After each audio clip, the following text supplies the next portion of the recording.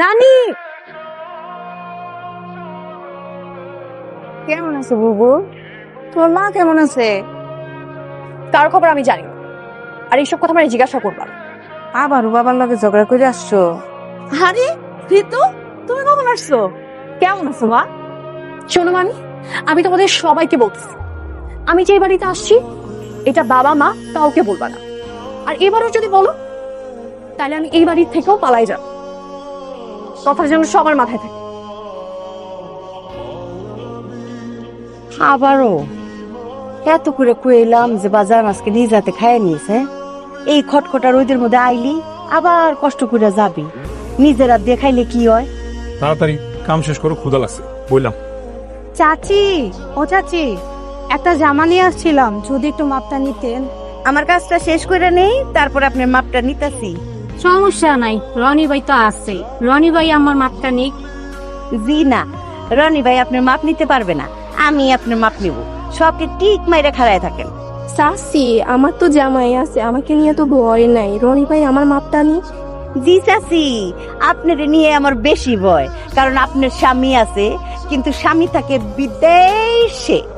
এই রনি, এই এদিকে এদিকে ঘুরাবা। আয় জি ভাবি, কয়েকটা জামা কাপড় বানানোর দরকার ছিল, আপনি কি বাড়িতে এসে একটু মাপটা নিয়ে যাবেন? আমার হাতে তো মেলা আর্জেন্ট কাম, সন্ধ্যার মধ্যে 2 সেট ডেলিভারি দেওয়ান লাগবো। কি কন, আমার তো আর্জেন্ট দরকার।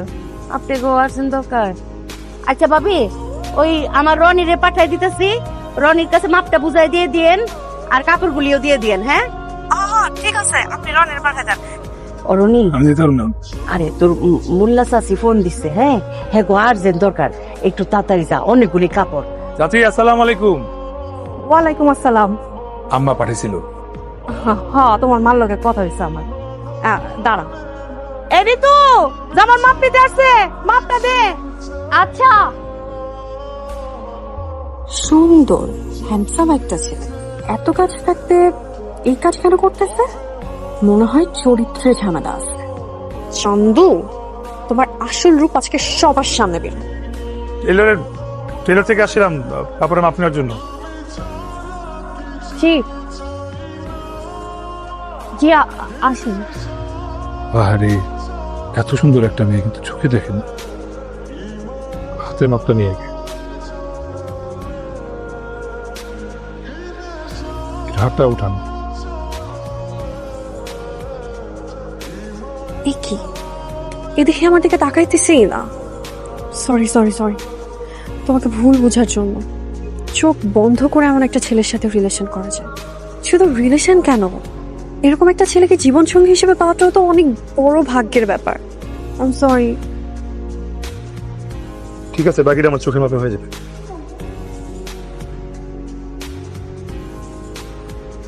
তোর আমি আগেই কইছিলাম, ওই মেয়ের সুবিধার না, সবাই সিগন্যাল দেয়।